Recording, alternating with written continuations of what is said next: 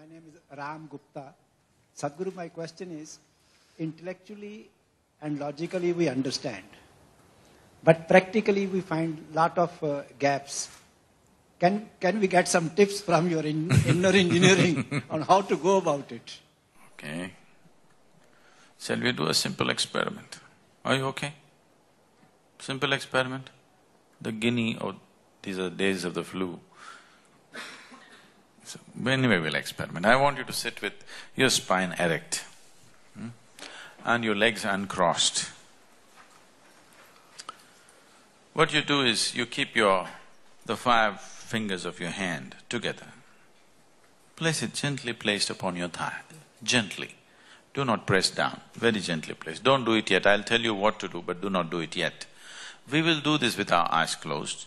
With your eyes closed, holding your hand this way, you just breathe slightly deeper than normal. And as you're doing this, I will say switch. When I say switch, the hand is this way, just slowly turn it over without breaking the rhythm of your breathing. Again, when I say switch, get it back into this position. In these 2 positions, something about your breath will change. The way the air fills up into your lung or the maximum expansion and contraction, something about it will alter itself. I want you to notice what's happening. Please hold your 5 fingers together, gently placed upon the thigh, eyes closed. Unless your spine is erect and eyes closed, you will not notice it. Just breathe slightly deeper than normal, just inhalation, exhalation a few times.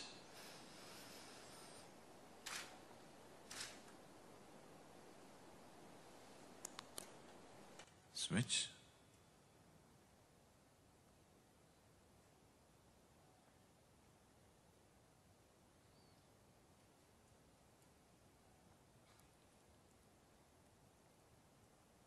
Switch again.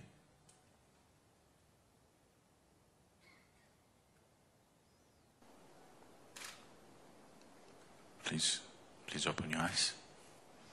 Do you notice some change in your breath? Can someone say what?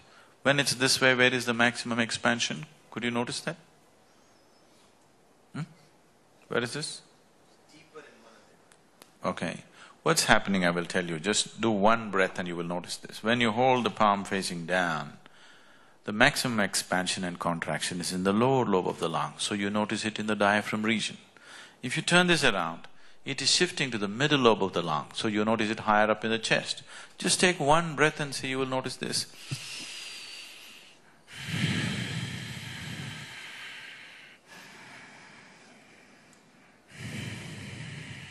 Is that so?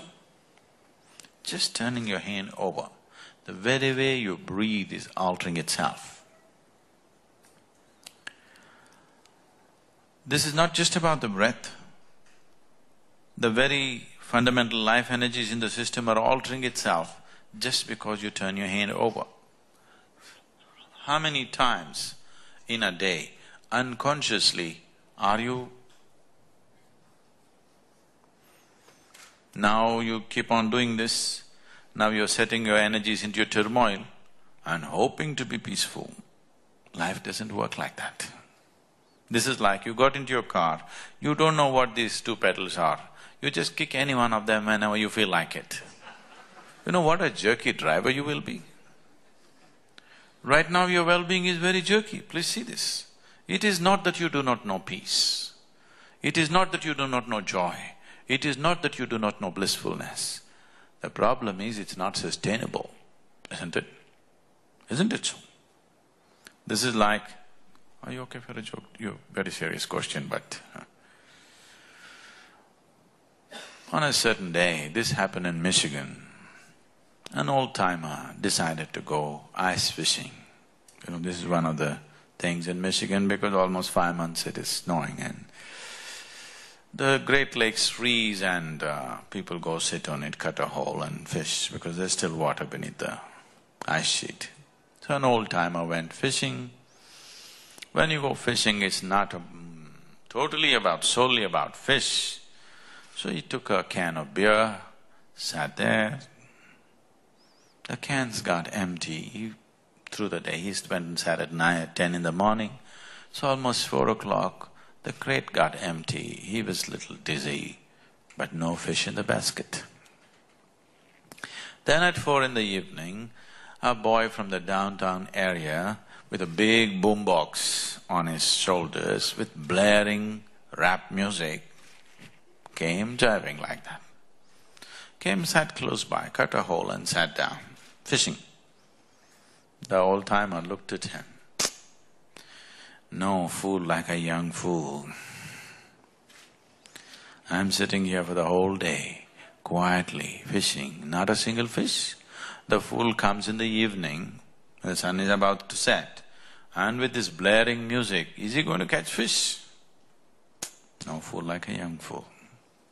You know, the young people think the other way around, but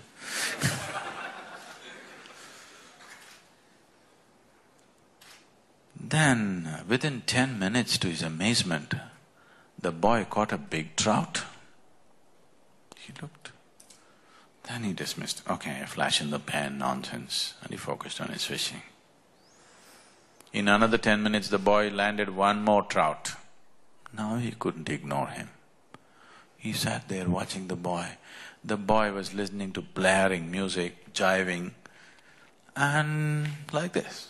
And in another 10 minutes, he caught one more trout. Now he couldn't ignore this anymore. He kept his pride aside, slowly walked up to the boy and asked, see, I've been sitting here since morning. I haven't landed a single fish. You just came, in 30 minutes you got 3. What is the secret? The boy turned down the music a bit and said, "Ru-ra-ra-ra, ru-ra-ra-ruff." I said, what? The boy again repeated, "Ru-ra-ra-ra, ru-ra-ra-ruff." I said, I don't understand. He said, wait. And then he spat out a blob of something into his hands and said, you have to keep the worms warm.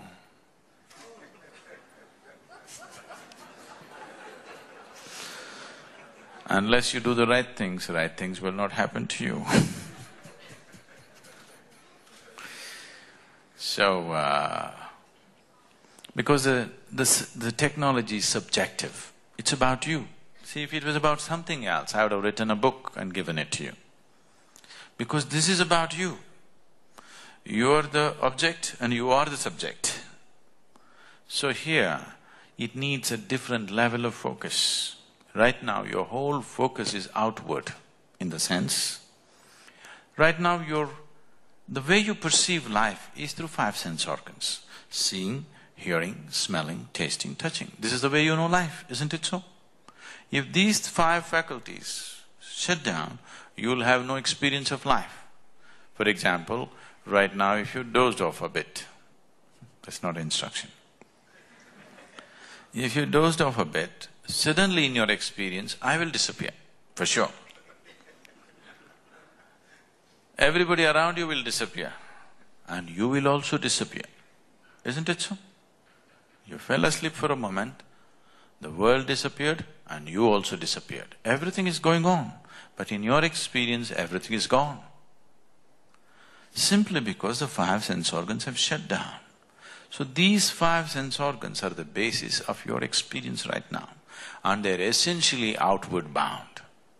You can see what is around you. You can't roll your eyeballs inward and scan yourself. You can hear that. So much activity in this body, you cannot hear that. Even something as small as an ant crawls upon this, you can feel it. So much blood flowing, can you feel it?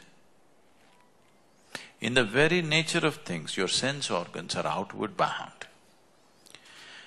But the basis of your experience, the seat of your experience, the source of your experience is within you. Right now, do you see me, sir? Do you see me? Where am I? Tell me. You must point it out. Where am I? Ah, you got it wrong. You know I'm a mystic. See, right now this light is falling upon me, reflecting, going through your lenses, inverted image in the retina. Don't you know the whole story? Where do you see me right now? Where do you see me? Within you, isn't it? Where do you hear me right now? Within you. Where have you seen the whole world? within you. Have you ever experienced anything outside of yourself? The light and darkness has happened within you. Your joy and misery has happened within you.